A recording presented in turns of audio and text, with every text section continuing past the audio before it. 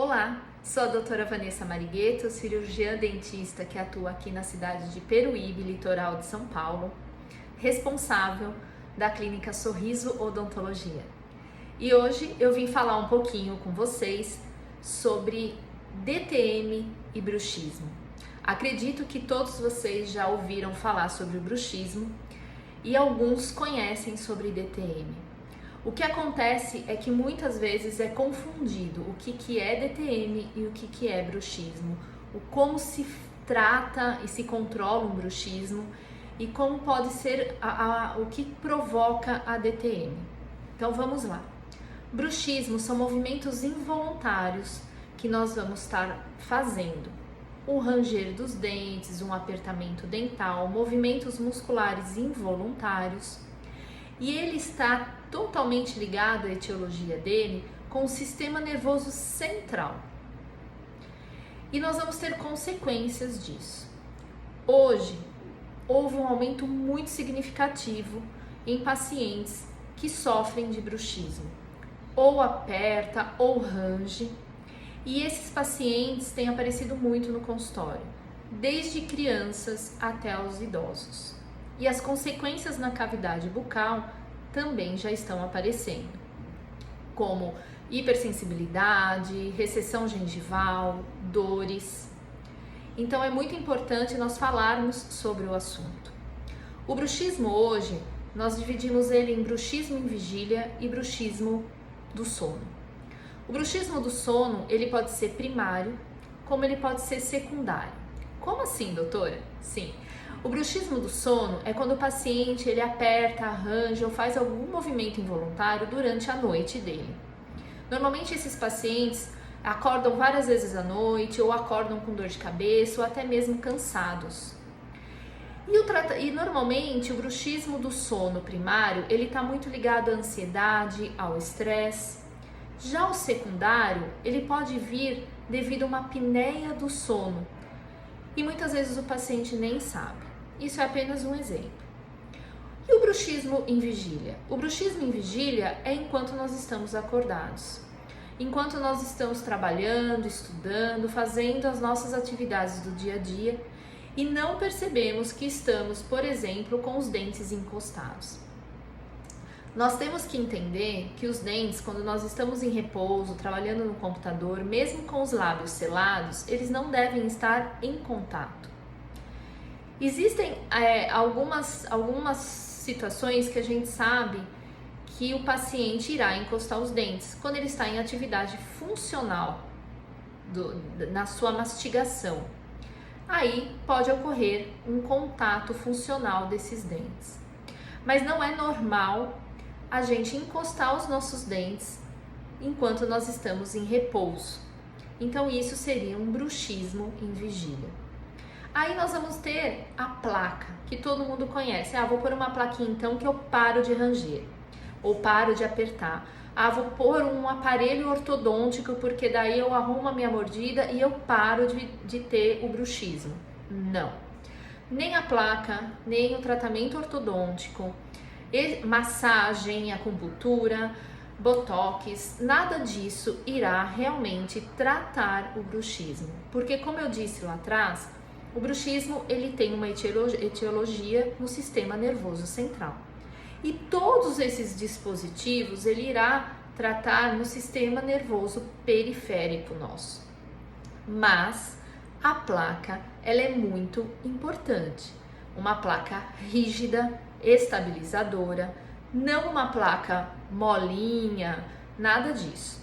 A placa normalmente nós indicamos no bruxismo do sono, tá?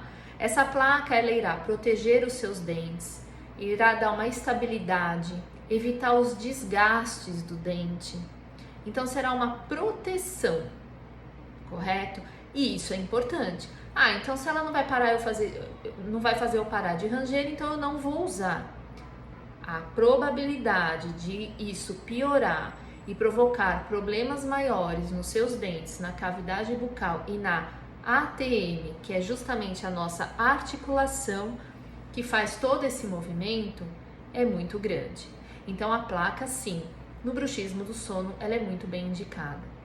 Já no bruxismo em vigília, o que nós costumamos fazer é a conscientização em primeiro lugar. Por quê? É como se nós fôssemos num ortopedista, porque nós temos uma má postura e a primeira coisa que ele vai tentar fazer é nos conscientizar que temos que melhorar a nossa postura. Então, o que nós podemos ter como meios para nos ajudar nessa conscientização? Hoje nós temos aplicativos que nos ajudam no desencosto dos dentes, temos adesivos, podemos colocar post-its no nosso computador se estivermos trabalhando. Então nós vamos primeiro tentar tornar isso consciente e perceber que estamos encostando e começar a desencostar. Assim como o ortopedista vai pedir para você começar a perceber que tem que melhorar a postura.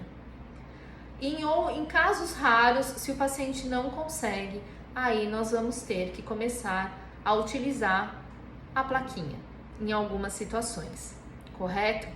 Então isso a gente está falando do bruxismo. E quando nós falamos de DTM, DTM é o bruxismo? Não. DTM é uma doença, é doença temporomandibular, certo? São dores que ocorrem e alterações que ocorrem na nossa articulação temporomandibular. O bruxismo, quando não tratado e dependendo da frequência, da intensidade e do tempo, ele pode vir a ocasionar a DTM. E a DTM, ela vem de alterações muitas vezes musculares, ósseas, então artrose, osteoporose, pode ser consequência de um trauma, pode ser consequência de outras situações, de um bruxismo. E os sintomas são estralos, dores. Então, DTM não é bruxismo, mas o bruxismo, quando não tratado e a longo prazo, ele pode vir a provocar alterações na nossa articulação temporomandibular e nós começamos a ter a DTM. Então, é muito importante nós começarmos a perceber essa diferença e saber por onde, o meio que nós devemos ir para esse tratamento ou para amenizar e prevenir algumas situações, porque afinal nós precisamos de qualidade de vida. E quando nós falamos de bruxismo, nós temos que lembrar que o tratamento é multidisciplinar. O bruxismo, ele está no sistema nervoso central. Então, quando ligado à ansiedade, quando ligado ao nosso estilo de vida, é muito importante não apenas colocar uma plaquinha, mas ir procurar o tratamento após diagnosticado com os especialistas específicos da área.